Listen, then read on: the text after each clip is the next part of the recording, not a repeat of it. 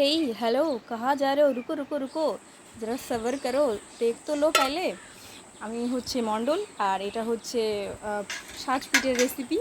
এটাকে চালের গুঁড়ো মিক্সিতে বাটা করে নিয়ে তারপরে এটা সাঁচের ভেতরে ঢেলে পিঠেটাকে বানানো হয়। এটা হচ্ছে কেরালার লোকজন অনেকেই ধোসা বলে না, ধোসা, ইডলি ধোসা, ওরা যাই হোক কিছু একটা বলে, ওরাও গোল গোল ধোসার মতন কিছু একটা, ধোসা না ওটা ইডলি বলে হয় হয়তো, ইডলি বা ইডলি কিছু একটা বলে।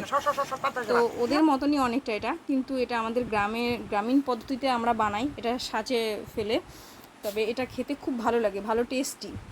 আপনারা দেখতে থাকুন পুরো ভিডিওটা, এটা কিভাবে বানানো হয়। এবার অনেকেই কমেন্ট করে বলবে, এ তো আমরাও পারি। হ্যাঁ জানি, আপনারাও পারেন, ঠিক আছে, ঠিক কথা, কিন্তু এটা হচ্ছে অনেকেই জানে না তাই বললাম, বা অনেকেই বানাতে পারে না। অনেকে হচ্ছে এটার একটা তাক থাকে বানানোর, অনেকে এই তাকটা বোঝে না। তবে এটা হচ্ছে উষ্ণ গরম জল দিলে বেশ ভালোই হয়, উষ্ণ গরম জলে দিলে পরে পিঠেটা বেশ ভালো ফোলে, সুন্দর হয়।